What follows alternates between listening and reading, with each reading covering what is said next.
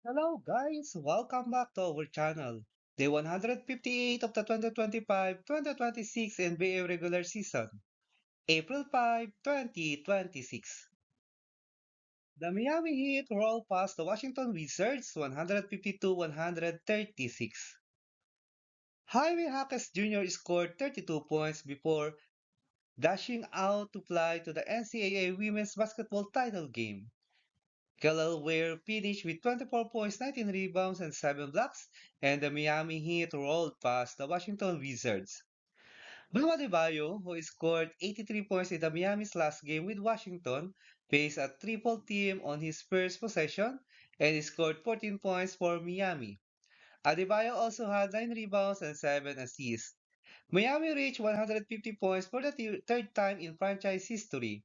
It scored 153 against New Orleans last April 11 and finished with 150 against the Wizards in Adebayo's 83-point night last March 10. Will Riley scored 31 points for Washington, which has reached the 60-loss mark for the third straight season. Sheriff Cooper scored 20 for the Wizards, who trailed by as many as 35 at one point.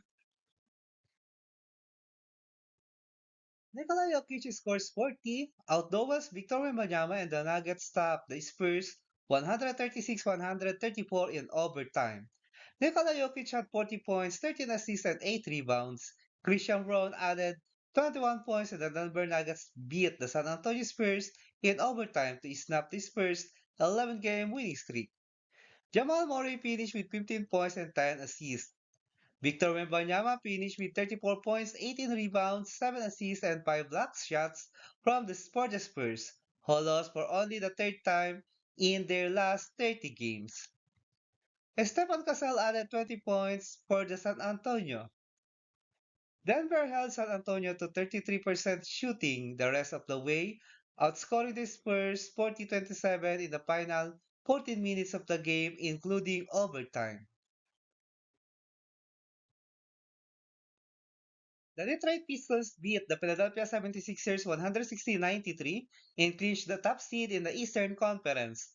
Tobias Harris scored 19 points and Dennis Jenkins added 16 points and 14 assists as the Detroit Pistons beat the Philadelphia 76ers to clinch the top seed in the Eastern Conference playoffs. The last time the Pistons were the top seed in the East was in 2006 and 2007 season.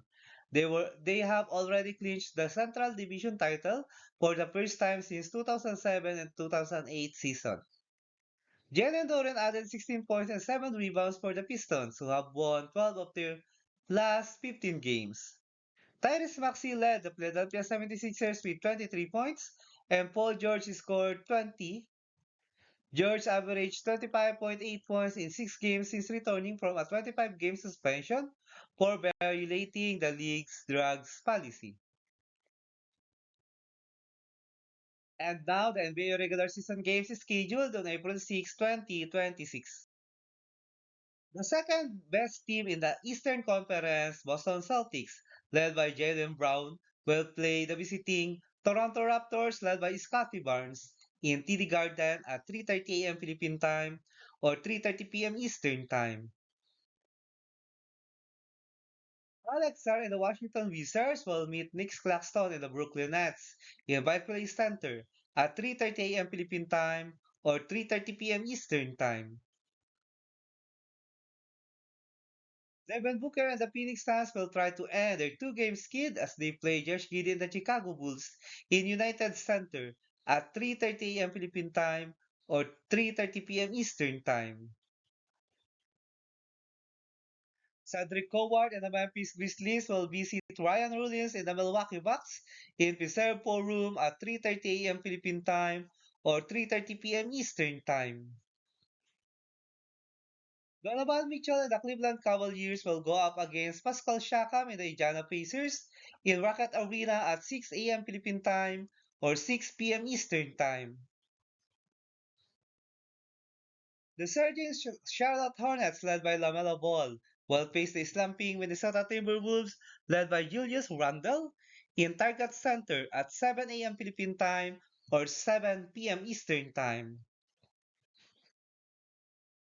Paolo Banchero and the Orlando Magic will battle Trey Morphy III and the New Orleans Pelicans in Smoothie King Center at 7 a.m. Philippine time or 7 p.m. Eastern time. The West leading Oklahoma City Thunder, led by Shai Gilgeous-Alexander, will play the visiting Utah Jazz, led by Keontae George in Paycom Center at 7 a.m. Philippine time or 7 p.m. Eastern time.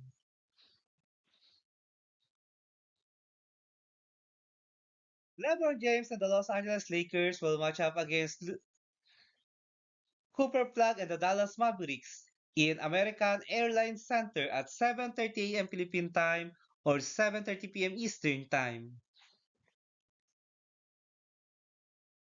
The surging Los Angeles Clippers, led by Kawhi Leonard, will visit DeMar DeRozan and the Sacramento Kings in Golden One Center at 9 a.m. Philippine time or 9 p.m. Eastern time. Kristaps Porzingis and the Golden State Warriors will try to end their three-game skid as they play Kevin Durant and the Houston Rockets in Chase Center at 7 a.m. Philippine time or 7 p.m. Eastern time. And now the NBA current team standings as of April 5, 2026. Let's start with the Eastern Conference team standings for day 158. 15 Washington Wizards 17 and 60 record with 5-game losing skid. 14 Brooklyn Nets 18 and 59 record with 2-game losing skid. 13 Indiana Pacers 18 and 59 record.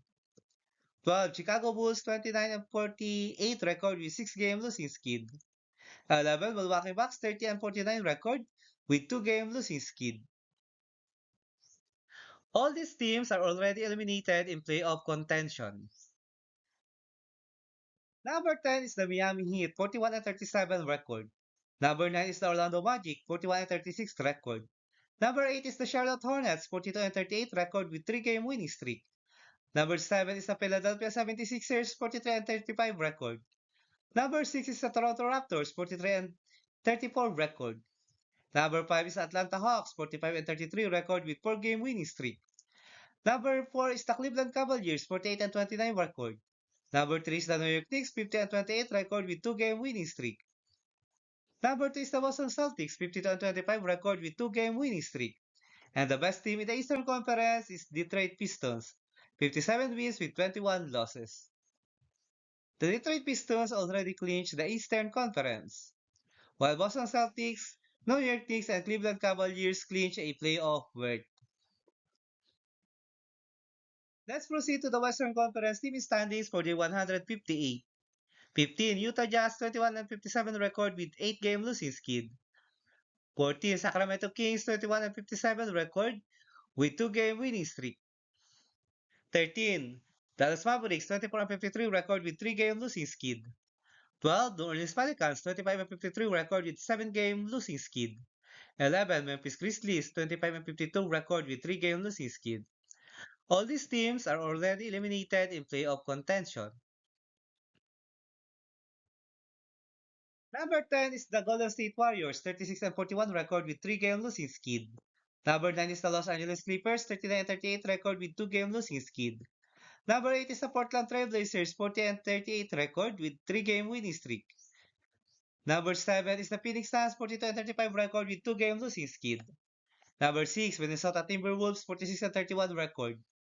Number 5 is the Houston Rockets, 48 and 29 record with 5-game winning streak. Number 4 is the Denver Nuggets, 50 and 28 record with 8-game winning streak. Number 3 is the Los Angeles Lakers, 50 and 27 record. Number 2, San Antonio Spurs, 59 and 19 record. And the best team in the Western Conference is the Oklahoma City Thunder, 61 wins with 16 losses and has 4-game winning streak. Oklahoma City Thunder, San Antonio Spurs, and Los Angeles Lakers already clinched their division. Denver Nuggets and Houston Rockets clinch a playoff berth. Golden State Warriors, Los Angeles Clippers, and Portland Trail Blazers will play for the play-in tournament. If you like this kind of content, don't forget to subscribe and leave a like to help our channel grow.